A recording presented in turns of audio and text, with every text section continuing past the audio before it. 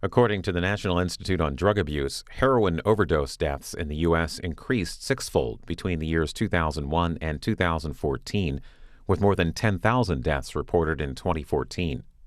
Up next, on American History TV's Real America, from 1966, Seduction of the Innocent, a 10-minute cautionary film for teenagers about the dangers of pills, marijuana, and heroin.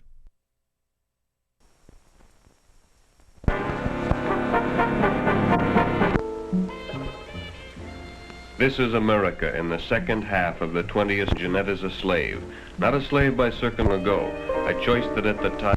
The pace of modern teenage society is often fast. The beat is sometimes frantic. Culture, the need to belong, is ever present. Associations are quickly and easily made.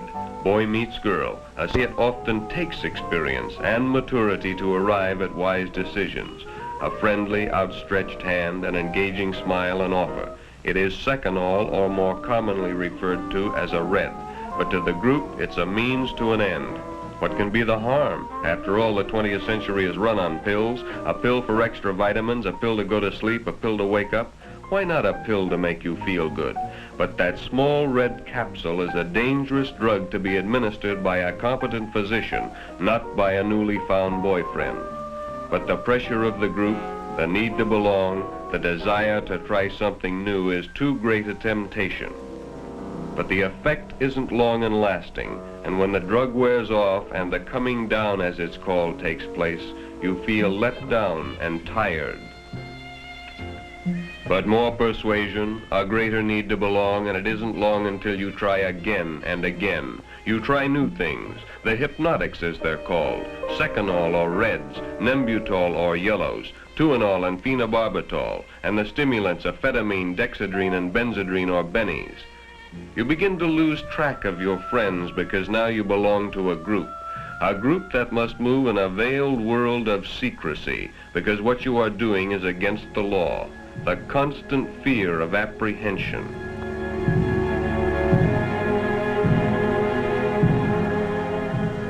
Now you meet like conspirators because the passing of pills is dangerous and must of necessity be secretive.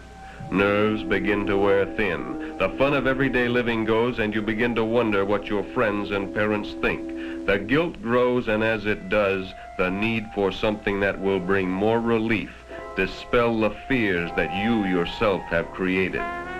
You become more dependent on one another, but your pleasure in each other's company becomes less satisfying, and you depend more and more on the pills to help.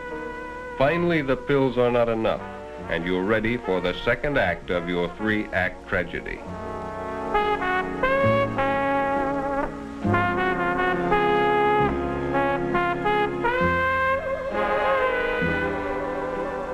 You've heard Mike and the group talk of toking up a joint.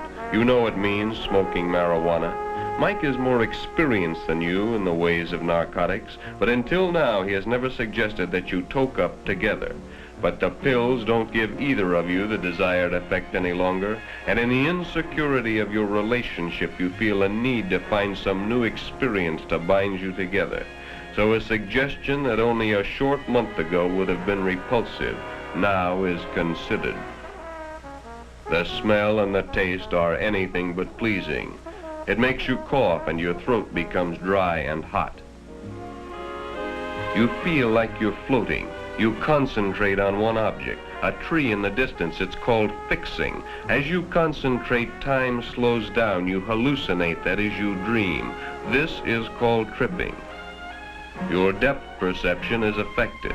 If you had to step off a curb or get out of a car, you would probably need help because the distance might be exaggerated. On the other hand, distance might seem to diminish. As with alcohol, the problems don't disappear, they only temporarily seem to vanish and return with jarring force when the effects of the drugs wear off. But when you get on narcotics, it's like starting a never-ending downward tailspin from 30,000 feet. You become less sure of yourself, your surroundings, your friends. Quarrels are more frequent with your parents and loved ones. You try to convince yourself you're right, but deep inside you know you're not. You lose your sense of values. You think of little else but another blow-up, your newfound language for smoking marijuana. You've completed the second act, and the third act curtain is just about to go up. You don't know it now, but when it does, it's the beginning of the end, the point of no return. It can start in many ways, at a party, in the secrecy of a dirty room. That's how your third act began, at the top of a crummy staircase on the second floor of a sleazy apartment building. Now a new character enters your tragedy. His name is Eric. You and Mike had gone to his place to pick up your week's supply of pills. You didn't like Eric, but Mike had insisted. He'd welded you to his code of secrecy and forced you to help push the pills so you wouldn't cop out on him. A user learns to trust no one, not even his best girl. You sat toking up. It didn't give you the kick it used to. Eric, like all addicts, knew this. Oh yes, he smoked with you, but only to be sociable until a time came when he could introduce you and Mike to heroin. A year ago, you would have been revulsed at the thought of heroin, but now it's an easy step from marijuana to heroin. A pill, a cigarette, a hypodermic needle.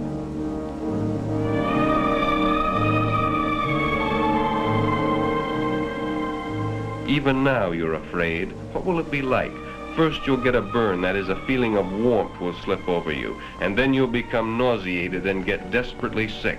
Finally the retching will subside and you'll have a sustained feeling of sensual excitement which will lapse into a state of euphoria or well-being. But it won't last, and when you come down you'll be in the depth of depression, consumed by a cancer of guilt.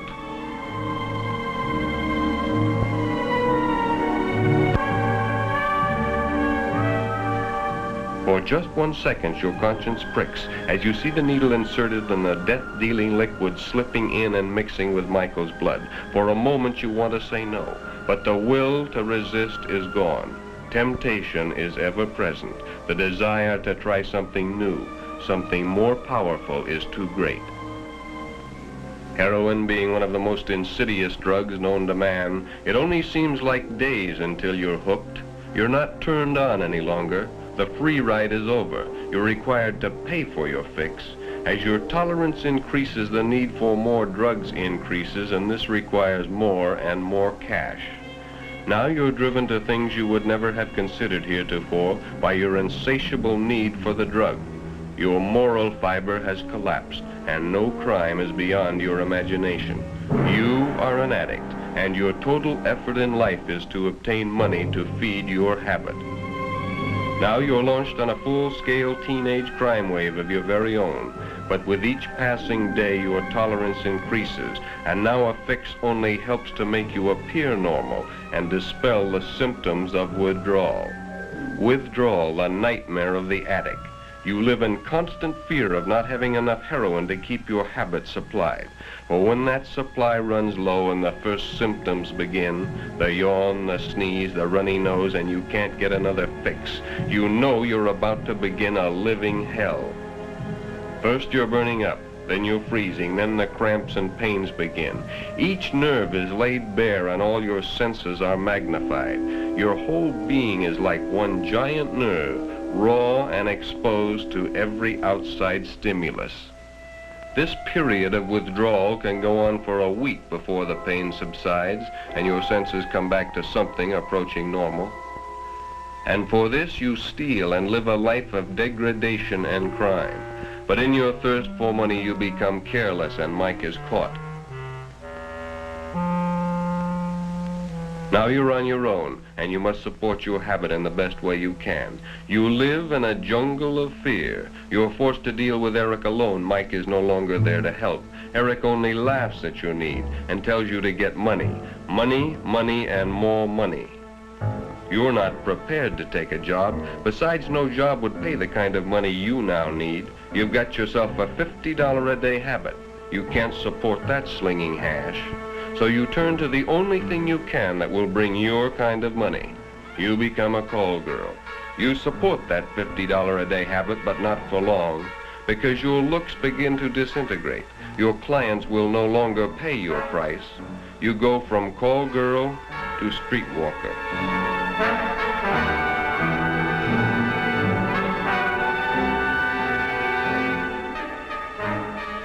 Then on your 20th birthday, you're picked up for soliciting.